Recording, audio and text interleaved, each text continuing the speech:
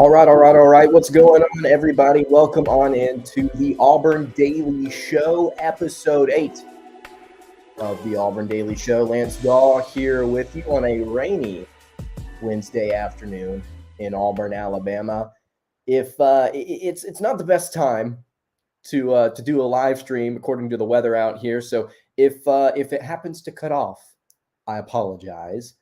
But we got some fun topics for the show today. I saw a survey recently that essentially said, yeah, Auburn football is boring to watch. I wanted to talk about that today because I don't necessarily believe that's true. Also wanted to talk about the quarterback battle for Auburn a little bit. I wanted to ask the question, which quarterback gives Auburn the chance to be the most explosive offensively? And I think we're also going to ask the question, does Auburn even have the ability to be explosive? Don't really like any of the arm talent, at least on paper, that Auburn has on roster, but we're going to get to that. There's potential. There's 100% potential there. And then also we're going to look at Vegas odds for the SEC West. Auburn's going to suck, according to Vegas. Going to get into that as well. Thank you guys so much for watching. Hey, if you're not already, go ahead and follow us on the socials at SI_Auburn on Twitter and at Auburn Daily on Facebook. You can keep up with all of our content over at auburndaily.com. So let's go ahead and get into it. I saw an article put out recently by 24/7 Sports that said, hey, Auburn's one of the most boring teams in the country to watch. And I'm like, that's crazy. Like, what? And then they were like, well, actually, it's this survey done by TickPicks. And TickPicks is a no-fee ticket site. They put out a study recently that had a lot of different things in it about college football and its fans. And over 1,000 people, apparently, I think it was like 1,026 people were surveyed.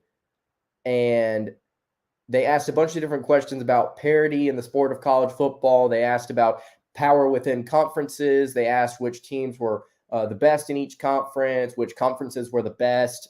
And then finally, they had a little segment in the survey titled Watchability Rankings, in which it detailed which teams were the most entertaining or boring to watch. And Auburn was voted by over 1,000 people as the second most boring team to watch in college football. Or in 2021, I looked throughout the survey to see, can we specify here what we're talking about? We talk about Auburn football in general. We talk about last season. Either way, I disagree with it. But I was just so surprised by 1,000 people saying that Auburn football wasn't entertaining. And this is what 24/7 Sports had to say about it. Said, quote, those who voted Auburn as least entertaining obviously submitted their nominee before a tumultuous offseason for the Tigers. The Bryan Harsin soap opera that included mass coaching staff changes and a social media mutiny was engaging and one of the most uneasy coaching situations to follow after Auburn ended its 2021 campaign with a loss to Houston in Birmingham. As for the play off on the field, the Tigers left a lot to be desired offensively once they lost quarterback Bo Nix to injury. Tank Bigsby was the bell cow in the backfield as the rest of the unit struggled. And here's my stance on this. And I know that we've already said it here on the show. We don't really necessarily want to give a lot of attention to the hot takers out there, to the people that just want to throw something out there without a lot of merit, that they just want people to look at, want people to engage with. We're not about that. We're not gonna really dig into ESPN FBI power rankings except to poke fun at it. Like, oh, look at these idiots over here. But this is not a hot take here. This is over 1,000 people collectively saying Auburn football is not entertaining to watch. And I'm comfortable saying that I don't really think it matters in response to 24/7 Sports. It's like, well, maybe they submitted their answers before the offseason, before the crap hit the fan with Bryan Harsin. I'm comfortable saying that it really didn't matter when these 1,000 people submitted their votes, because Apparently, they just don't watch Auburn football, I guess. I mean, you look at last season, 6-7, 5 losses in the year. That's great. And people may look at the surface and say, yeah, that's boring. That stinks. But anybody that actually watched the program would have gotten to see what Bo Nix did to LSU that last season. Was that not entertaining at all? Does that merit being the second most boring team in college football? What about TJ Finley, the backup quarterback, throwing a last-second touchdown to beat Georgia State? And you may say, oh, well, it's Georgia State, guys. Who cares? That's entertaining football. It may be bad football, but it doesn't entertain. It doesn't merit non-entertaining football. That was fun to see that. What about Auburn going into Fayetteville and beating the pants off of Arkansas, who, according to the list, according to this poll, this survey, whatever you want to call it, apparently Arkansas is like the third best, most entertaining team in college football. What about Auburn going in and beating them, scoring a defensive touchdown, scoring a couple of bombs on pass plays? Is that not entertaining?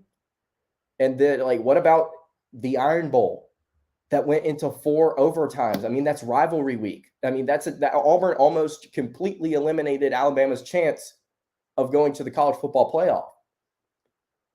Does that not count as entertaining, a 4 overtime game? What about, and not all of it was in Auburn's favor. Not all the entertainment was in Auburn's favor. Obviously, the Iron Bowl just then. And then what about Auburn versus Penn State? Was that whiteout game not entertaining to some people?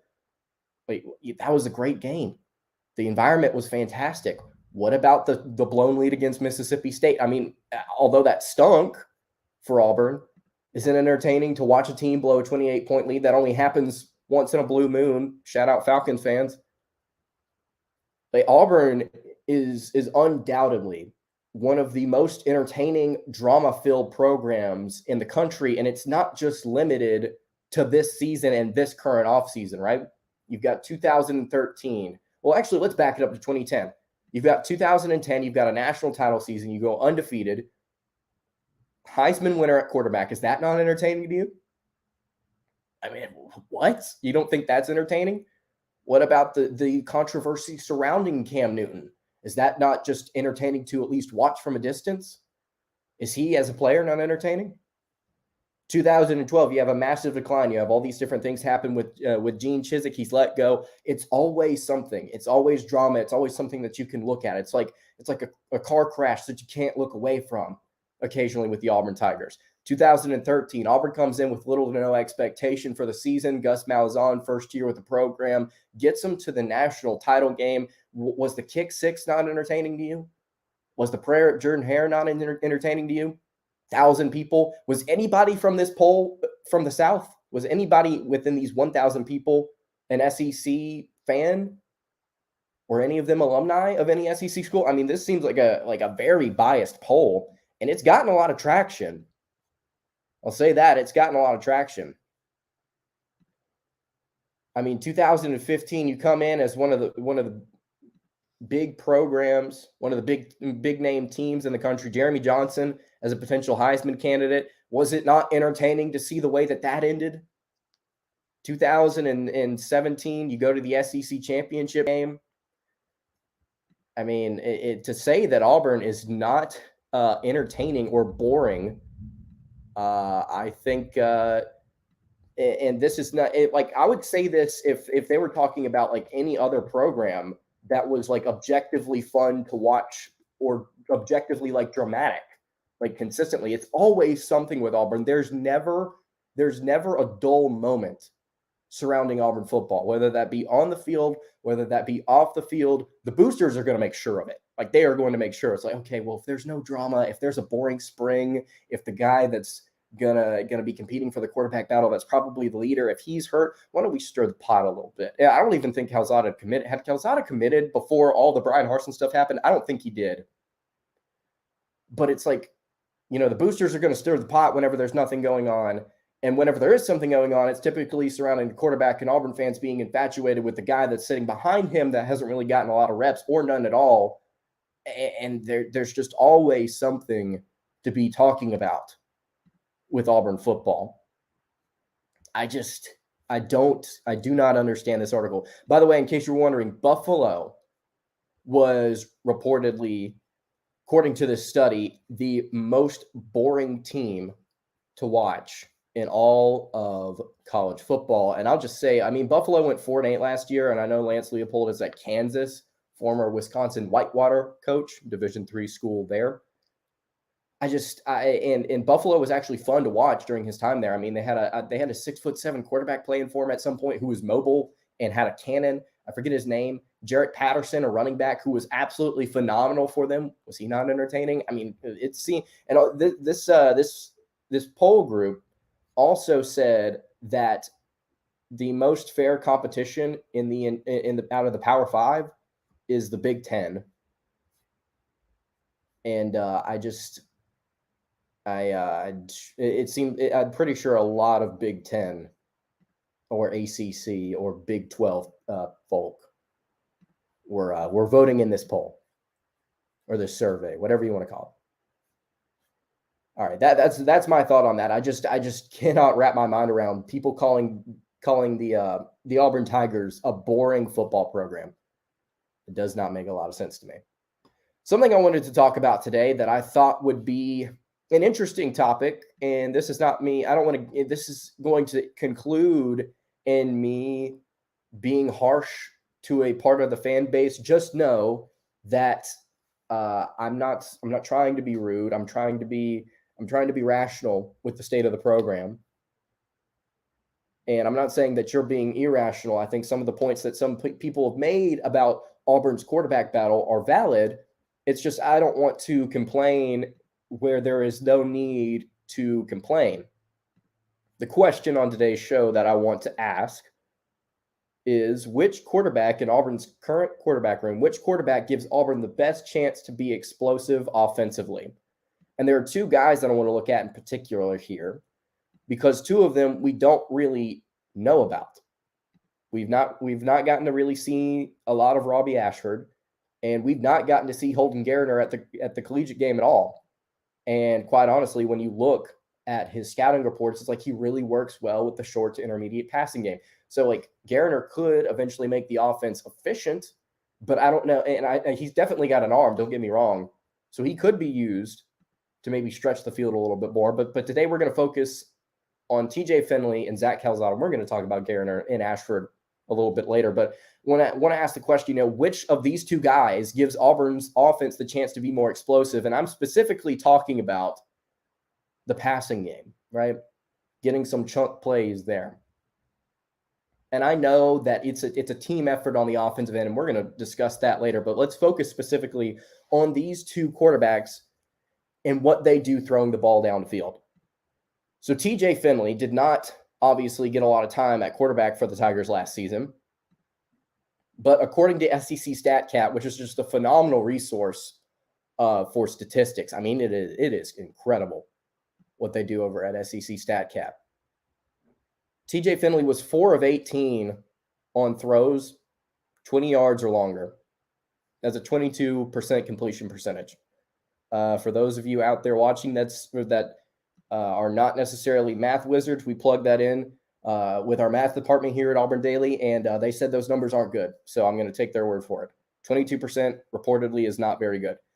That's a joke. 143 yards on those 18 throws downfield. So that's 35.7 yards per completion and 7.9 yards per attempt. A stark contrast there. And then TJ Finley, on his 18 throws of 20 yards or more last season, had 1 touchdown and no interceptions. You got to really see TJ Finley struggle with his accuracy throwing the ball downfield against Houston in the bowl game. And I went and looked on SEC StatCat just to look at his numbers there. He was 4 of 11 on throws that were 11 yards or longer versus the Houston Cougars, 4 of 11. And you may say, well, you're not going to hit on every single throw that you put downfield. I mean, even guys like Bryce Young were doing that, and you're right. But in 2021, the average completion on throws 11 yards or more downfield is 46.5. So the average SEC quarterback, when they threw a ball at least 11 yards downfield, they were completing it 46.5% of the time. TJ Finley and Zach Calzada were underneath the average, both of them, by at least 2.8%. I believe Calzada was the more accurate guy downfield, and we'll get to Calzada's numbers here in a second. But neither of these two quarterbacks were particularly impressive throwing the ball downfield, and TJ Finley really struggled, and then he also struggled late in the season. And then also something else worthy to note here about Finley. He was second in the SEC in uncatchable ball percentage, right behind Vanderbilt's quarterback, Mike Wright. So Finley threw the second, well, whenever he was out there, his percentage of throws that were uncatchable were the second most out of SEC quarterbacks. And whenever I'm saying SEC quarterbacks, you look on SEC StatCat, every single quarterback had started for their individual team at some point, and I believe they had to not just start; they had to get like a significant amount of playing time. So it's limited, it's limited to starters, and then a couple of guys that had to come in if there was injury or something like that. Obviously, Nix and Finley were on there. Haynes King was on there, along with Zach Calzada. Both Finley and Calzada were also in the top 5 in the SEC in pressure percentage. So you may say, oh, well, then part of it is the offensive line. And you'd be right. Like it's the offense for it to be more explosive. It's not just on the quarterback. It's on the offensive line. It's on the receivers. It's on blocking, right? It's on good route running. It's understanding what's going on within your scheme. But the quarterback has a lot to do with the decision-making process. And so I would argue that it's the most important part of making an offense explosive. But the offensive line was not necessarily helping TJ Finley or Zach Calzada out last season. They were allowing a lot of pressure. But I would also like to point out, Bryce Young was in the top 5 in the SEC in pressure percentage. He was getting pressured. But the fact of the matter is, Bryce Young nor his receiving core is currently with the Tigers, so let's stick to what we have. Zach Calzada. So I mentioned TJ Finley was 4 of 18 on throws 20 yards or more downfield. Zach Calzada was last season 12 of 33 on throws 20 yards or longer downfield. That's 36% completion percentage. 12 of 33, 409 yards, 5 touchdowns, 1 interception. So Calzada, throughout the season, was able to pick up 5 touchdowns, just 1 interception whenever he was chucking the ball downfield. I also would say that, Texas A&M probably has better skill position players than Auburn does. But an interesting statistic here, everybody wanted to talk about how Auburn's receivers were dropping a bunch of passes. Well, actually, it was Calzada that led the SEC and dropped pass percentage at 13.4%. 13% of the time he attempted to throw a pass to a receiver, it was dropped, which is crazy. Nix was 4th, by the way, so there is some merit to that. There's some legitimacy to that. TJ Finley was 10th. TJ Finley was 10th in explosive pass play percentage. Calzada was 11th. Nix was 12th. So you look down the statistics here for both of these quarterbacks. I mean, neither of them were even near average when it came to average completion percentage for throws downfield, yards per attempt for balls that were thrown downfield. Of course, both of them also had a large percentage of drop passes. They also had questionable offensive line play. Interesting note here, just sticking on the topic of offensive line play, because Calzada was 3rd in the SEC in time allowed before throwing. Calzada got an average 2.55 seconds before he let go of the ball. He was also 1st in the SEC in average blockers per pass play, almost right at 6. Which would indicate that A&M's line actually did a decent job of pass protection, but then again, you go back to they were allowing a lot of pressure, so it might have been part of Texas A&M's scheme. It's like, well, we're not going to block a lot of people, and Calzada's going to have to make quick decisions. They also threw into the backfield a lot. They had a couple of running backs that were really good receiving backs, so yeah, I think their scheme revolved around more of the short passing game, but they did take some shots as well, as we noted with Calzada earlier, averaging 12.3 yards per attempt for throws 20 yards or more downfield, as opposed to TJ Finley 7.9 yards per attempt. Calzada had the 4th best depth-adjusted accuracy percentage, only behind Will Rogers, KJ Jefferson, and Bryce Young. And if you don't know what a depth-adjusted accuracy percentage is, it's something that PFF uses actually quite a bit. It's a formula that treats drops the same as completions. It also strips out spikes, throwaways, batted passes, and instances where the quarterback was hit as he threw. And according to a quote on PFF, after this adjustment, contrast expected completion percentage based on the depth of target of each throw with a quarterback's actual completion percentage. And Calzada was actually, when it came to adjusting to the average depth that he was throwing at, he was actually pretty accurate. Which I'm going to be honest, I really don't know a whole lot of as to what that means. But point being is, like, I think that looking up and down the statistics provided by SEC StatCat, Pro Football Focus, I would think that Calzada, and if you look on the film, I think that the film would reflect this as well. I think Calzada has a little bit more of an accurate arm throwing the ball downfield. Of course, you could also say, TJ Finley's not really gotten a lot of time at Auburn. And not only that, we've talked about this before on the show. He was kind of set up to fail last season. After Nix got hurt, I mean, he was not put in a great position to succeed, right? So now that he's gotten a full offseason to work on that accuracy, to work on that decision-making, do we see him become a better downfield passer?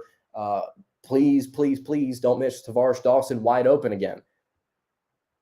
But I think that's a potential reality. But I've got bad news for the people that really, really expect something great out of Auburn's quarterback room. And I don't really think that there are a lot of these people out there, but on the surface, on paper, Auburn doesn't really have a great quarterback on roster. You can talk all you want about potential, and I think there is in this room. We just talked about TJ Finley's potential this offseason to develop. I think Calzada, once he comes back from injury, he will be able to develop. He wasn't the most accurate passer in terms of just actual completion percentage. Adjusted completion percentage for depth, though, I mean, he was pretty decent, but still, there is opportunity for these guys to grow. They aren't going to be limited just to their raw statistics that we saw from last season. They're going to develop. But on paper right now, even if you look at those potential projections, I don't think that there's a phenomenal QB in this room. There's not a Bryce Young. There's not a Kyle Trask. There's not even a Stetson Bennett, which is weird to say. Finley and Calzada so far this season, as the cool kids say, they've been mid. And I know that some people may get upset over that, but you look at the numbers, you look at their situation, you look at what they were doing, none of it was great. I mean, it was just kind of average to below average occasionally. And we don't know what we have in Robbie Ashford. We don't know what we have in Holden Gariner, and that's great. But I also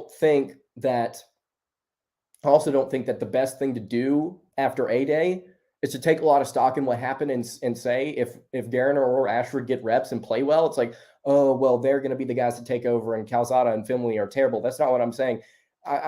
We can look at potential. We can look at projections and development. We can look at all that.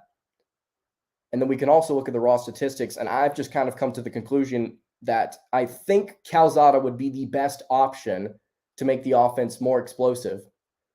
But I don't necessarily think that Auburn has the personnel to be explosive all around. Everybody's got to take a step in the right direction, right? It doesn't have to just be the quarterbacks. You've got to have all these different things figured out. If Calzada figures it out, he's got to have his receivers be on the same page. He's got to have them develop. He's got to have the offensive line, which is extremely experienced this season. They've got to be able to develop. Everything has to move in the same direction. It's a team effort. You got to stop dropping passes. You got to give your quarterback more time to throw. The quarterback himself, make better decisions and actually progress through your reads in a timely manner. Everything has to go in the same direction. But to conclude the question, to give a final answer to the question, because I've already given my answer a couple times, Zach Calzada, on paper, out of these four quarterbacks that Auburn has, looks like the guy to potentially make the passing scheme more explosive. But we've got a long way to go.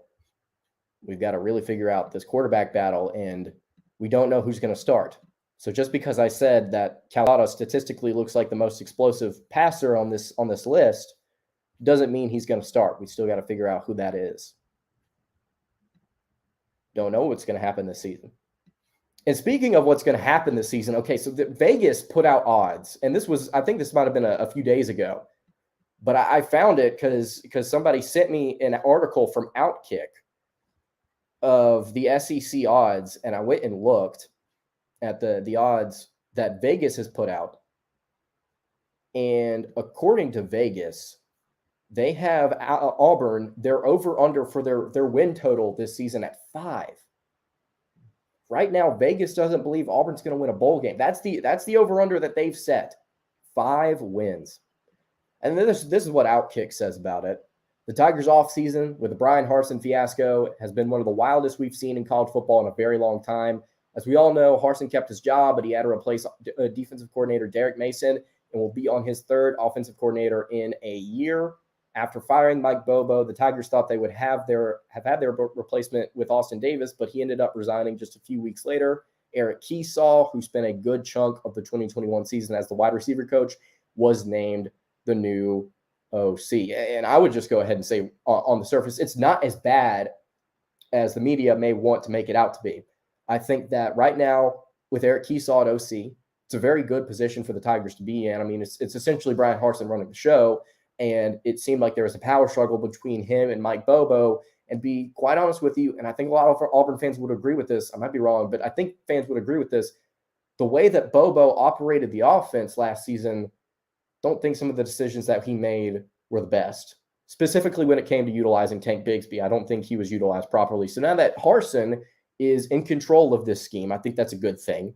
And I also think that a lot of people would agree, Derek Mason, while he did slightly improve the defense after it was poor in Kevin Steele's final year, I don't think a ton of people were pleased with Derek Mason. And I think that getting somebody new in, Jeff Schmedding as the DC, promoting him, I think some people were pleased with that move. It's going to be interesting to see what happens on the defensive side of the ball. But the offensive side, I think it's going to take a step in the right direction.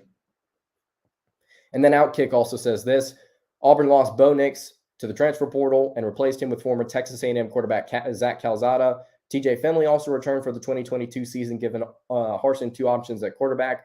Also, Ashford's here, so is Garner. Calzada will most likely get the nod, according to reports. The best news is Tank Bigsby is returning, giving Auburn a stellar running back for the upcoming season. But this team has to do work on defense and at the wide receiver position and, quite frankly, on the offensive line. The Tigers have 3 cupcake games in 2022 that should get them close to the win total. It feels as though they could muster 3 or more wins to get them over that total, but that's still up in the air. Good luck with this one. Yeah, I do not, much like saying Auburn is the most boring team, or one of the most boring teams, the second most boring team in the country. I just don't understand saying it's like, yeah, we're going to set the line at 5 wins. You think Auburn's getting to a bowl game? Well, they have just about every single season outside of 2012 was the last time that they whiffed. Yeah, I don't think we're going to see 2012 levels of play. Could be wrong. I could be completely wrong. This is just my opinion. This is not objective. This is not set in stone. I just disagree with it. Who knows? Auburn could go 3-9 this season. They could not win a game. It's on the table. I just don't think it's going to happen. I think Auburn, quite frankly, is going to get to 7 or 8 wins. Just looking at the schedule. We've talked about the schedule a bunch already on this show. Get your first 5 games at home. It progressively gets more difficult. Whichever quarterback you decide to throw out there is going to be able to get more difficult competition every single week. He's going to get to learn. He's going to get his feet wet. He's going to develop. And so I think that the opportunity is there, certainly, for the Tigers to build some momentum at the beginning of the season. Win 4 out of those 5 games. You beat Western Kentucky late in the season. I mean, you still got 50-50 games against Mississippi State, Arkansas, Ole Miss. You get Texas A&M at home. We talked about on yesterday's show. I mean, I feel confident in Auburn potentially upsetting Penn State and A&M. But apparently Vegas does not have faith in the Auburn Tigers. If I were a betting man, I'd probably hammer the over on that win total before it got much higher. All right. That's going to do it for today's episode of the Auburn Daily Show. Really appreciate you guys sticking around to listen. If you're not doing it already, please follow us on our socials at @SI_Auburn on Twitter and at Auburn Daily on Facebook. And then also we live stream every single weekday at 4 p.m. Central on Facebook, on YouTube, and on Twitch. If you want to go follow us there, that would be awesome. All right, guys. We'll see you all tomorrow for another episode of the Auburn Daily Show. Have a good day, everybody, and God bless.